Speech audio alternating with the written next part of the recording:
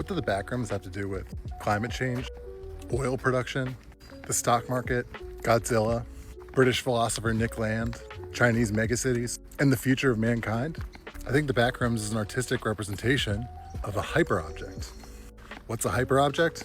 A hyperobject is something whose scale, either spatially or temporally, is simply so large that from the perspective of an individual human, we can't actually perceive it all. We can only intuit it or see a very small section.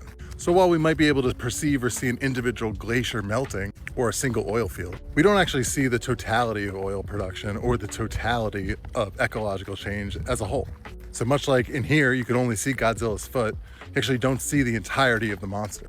And the argument is that because we have such limited scope, we're vulnerable to the greater manifestations of these large hyperobjects.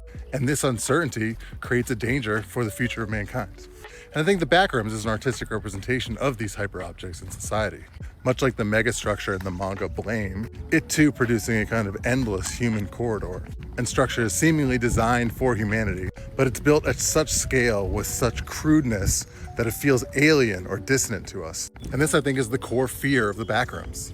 Most everywhere in America looks something like this. An endless corporate expanse that only has the appearance or form of being designed for humanity, but we have a feeling that there's something innately inhuman about it. And this is where British philosopher Nick Land comes into play. For those unfamiliar, Land is most associated with the idea of accelerationism. But in order to understand why Nick Land is an accelerationist, we need to understand his hyperobject, which is capital. Land believes that at the core of reality is a kind of fundamental abstraction, a kind of pure, flat numerology, or chaos, so to speak. But that this truth is being covered up from humanity in the form of what he calls the architectonic order of the eschaton, a sort of vast conspiracy from which all of the chaos of real nature, of the real forms of reality, are kind of organized to be able to be sensible to human conditions. And Land, claiming to be seeking nothing but truth, wants to dismantle this conspiracy, this perversion of reality in the architectonic order of the eschaton. And this is where its ideas of hyperstitions come from. A hyperstition is an element in fiction that produces itself in the future in reality. It's a kind of inverted belief to reality pipeline that we most normally associate with the production or the forward movement of human society and progress. Examples of this would be like cyberspace, coined by William Gibson before the invention of the internet. And to Land, capital represents a hyperstition.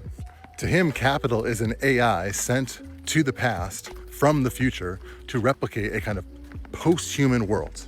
And if left to its own devices, will free us of the architectonic order of the eschaton, the conspiracy constructed around reality, hiding the truth about the chaotic nature of reality. In other words, it is a hyperobject.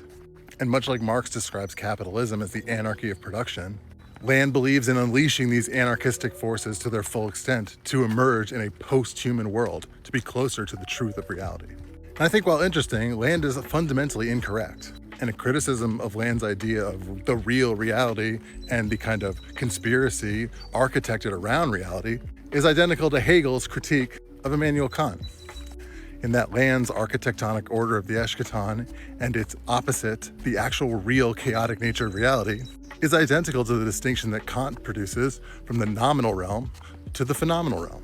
And Hegel's criticism is that by keeping these two things fundamentally distinct, it is undialectical and doesn't actually represent the whole of reality itself. And this criticism can be levied to Land as well, in that fundamentally he misses a positivist view of this development, which ironically lands him and us in modern China. Land believed that China was essentially unleashing capital in all its potential to usher in a post-human world. But the Chinese understand the development of capital to actually be the opposite.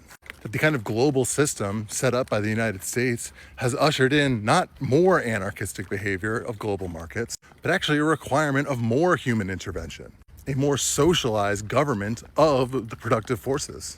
And that it is only through human-centered development that we're able to progress. So the inherent artistic pessimism of a hyperobject that sees large discursive phenomena that can only be more or less sensed or only seen in part as something to fear. Instead, it's the awareness of this sort of hyperobject, this sort of feeling about society and development that can guide humanity from this to something like this. But we have to do it carefully. And the importance of the hyperobject is to sense that, yes, while we may not be able to see the whole of the entirement of development, we can actually sense parts of it. And the way that we address the dangers along the way in the path to development is simply by using these intuitions to so-called feel for stones by crossing the river. And by doing so, we escape the existential dread of the backroom and develop a future for all of humanity.